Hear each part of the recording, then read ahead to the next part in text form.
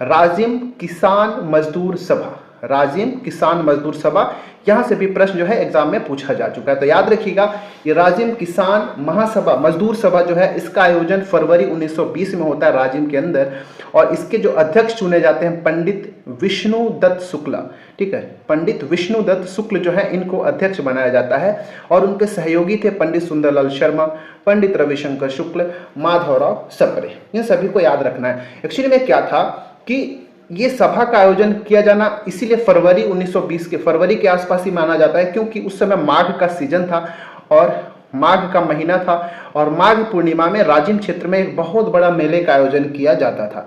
अब आयोजन में अच्छे खासे लोग आएंगे, जिससे कारण इस सभा का जो भी उद्देश्य रहा होगा वो पूर्ण हो पाएगा, क्योंकि वहां पे लोग जो थे सुनने के लिए भरपूर मात्रा में रहते। अब जो है अगला आने वाला है पॉइंट जो कि बहुत ही ज्यादा इंपॉर्टेंट है प्रीलिम्स और मेंस के दृष्टि से, खिलाफत आंदोलन। ठीक है, खिलाफत आंदोलन से प्रश्न जो है पूछे जाते हैं, आपको इंडियन लेवल पर भी पूछा जाता है और सीजी वाले पर भी पूछा जाता है। तो यहाँ पे जो भी घटना था, जो भी कारण था, मैं सब कुछ बताऊंगा, ध्यान से सुनना है। और इस वीडियो को आप सेव करके जरूर रखिएगा, प्लेलिस्ट को ही सेव करके रखिएगा, ताकि एग्जाम में जाने से पूर्व एक बार रिविजन करके जाए। अब आता है खिलाफत आंदोलन की बात। खिलाफत आंदोलन होता कब है? 1920 के अंदर। कारण क्या था इसको आप पहले ध्यान से समझ लेना है कि क्या ऐसा कारण होगा। आप सभी को पता होगा कि प्रथम विश्व युद्ध जो है 1914 से 1918 के बीच में चलता है, और जैसे ही प्रथम विश्व युद्ध समाप्त होता है तो ऑटोमन एम्पायर जो था, ठीक है, आपको नाम याद रखना है, ऑटोमन साम्राज्य या फिर ऑटोमन एम्पायर जो था इसका, ठीक है, ऑटोमन एम्पायर का इसका जो सुल्तान होता था ना, ऑटोमन एम्पायर का जो सुल्तान होता था जिसको खलीफा कहा जाता था, और ऐसा माना जाता था कि जो खलीफा है पूरे विश्व भर में जितने भी मुसलमान थे उन सब का हेड था, धर्मगुरु उनको माना जाता था। किसको? खलीफा को। क्योंकि जैसे ही प्रथम विश्व युद्ध में जो मित्र राष्ट्र थे वो जीत जाते हैं, तो ये ऑटोमन साम्राज्य का जो साम्राज्य उसको समाप्त करके खलीफा के पद को ही समाप्त किया गया था, जिसकी वजह से जो मुसलमान थे उनको लगा कि ये तो हमारे साथ बहुत ही गलत हो गया। उसी कारण भारत में जितने भी भारतीय मुसलमान थे उन सभी ने मित्र राष्ट्रों का विरोध किया, खास करके ब्रिटेन का, और खलीफा का जो पद था उसका समर्थन किया कि खलीफा का पद जो है बने रहना चाहिए। बस इसी के लिए खिलाफत आंदोलन जो है चलाया जाता है। और बाद में आप सभी को याद होना चाहिए कि 1924 में ये खलीफा का जो खिलाफत आंदोलन था ऑटोमेटिक समाप्त हो जाता है, क्योंकि 1924 में ये जो ऑटोमन एम्पायर था उसका एक साम्राज्य में एक सुल्तान आता जिसका नाम था मुस्तफ़ा कमाल। जैसे मुस्तफ़ा कमाल जो है वहाँ का सुल्तान बनता है, तो ये जो खलीफा का पद है उस पद को ही समाप्त कर देता है, जिसके कारण खिलाफत आंदोलन जो है ऑटोमेटिक समाप्त हो जाता है। ठीक है, तो याद रखना है। अब यहाँ पे कहानी तो मैंने बता दिया कि खिलाफत आंदोलन हुआ क्या था। अब इसके के लिए क्या होता है कि अखिल भारतीय खिलाफत कमेटी का गठन किया जाता है 17 मार्च 1920 को। मार्च 1920 एटलीस्ट याद रखिएगा, ठीक है। और पूरे देश में खिलाफत दिवस मनाया जाता है 17 अक्टूबर 1919 को। ये पूरे जो डेट मैं बता रहा हूँ इसको आप जरूर याद रखिएगा, ठीक है। अब हम आगे चलते हैं कि छत्तीसगढ़ में इसका क्या प्रभाव देखने को मिलता है।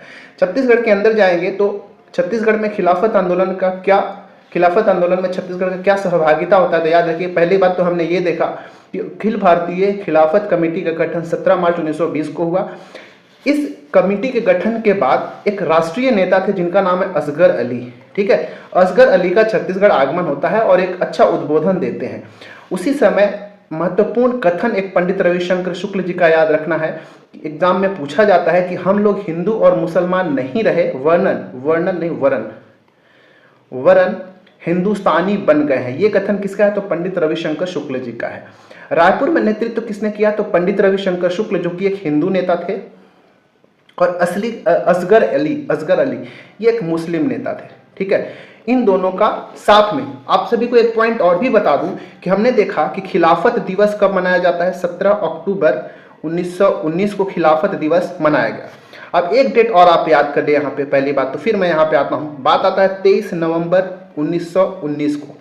23 नवंबर 1919 को जो जितने भी मतलब हिंदू और मुस्लिम जितने भी बड़े बड़े लीडर थे उन सब का एक संयुक्त कॉन्फ्रेंस होता है, संयुक्त एक सभा होता है, और उस सभा का अध्यक्षता किसको? महात्मा गांधी जी के द्वारा करा जाता है, ठीक है। महात्मा गांधी एक अवसर खोज रहे थे ताकि जो भी हिंदू मुस्लिम थे उनमें वापस से एकता बन जाए और हम एक साथ मिलकर अंग्रेजों का विरोध कर सकें और अपनी जो डिमांड्स हैं उनको पूरा कर सकें, ठीक है। तो ये जो खिलाफत आंदोलन था इसको महात्मा गांधी जी ने एक अवसर के रूप में देखा और हिंदू मुस्लिम एकता को बनाते हुए अंग्रेजों का विरोध करना शुरू कर दिया था। उसी तरह से रायपुर के अंदर अगर आप आएंगे तो पंडित रविशंकर शुक्ल और असगर अली, इन दोनों नेताओं ने भी मिलकर हिंदू मुस्लिम एकता को प्रदर्शित करते हुए अंग्रेजों के खिलाफ विरोध किया। ठीक है, बिलासपुर में अगर जाएंगे तो आपको 3 महत्वपूर्ण मुस्लिम लीडर्स का नाम याद रखना है, वजीर खां, अकबर खां और हकीम खां। इन तीनों ने बिलासपुर में स्थित खपरगंज स्कूल है, वहां से खिलाफत आंदोलन का नेतृत्व किया। ठीक है, ये पूरी घटना आपको याद रखना है। ठीक है।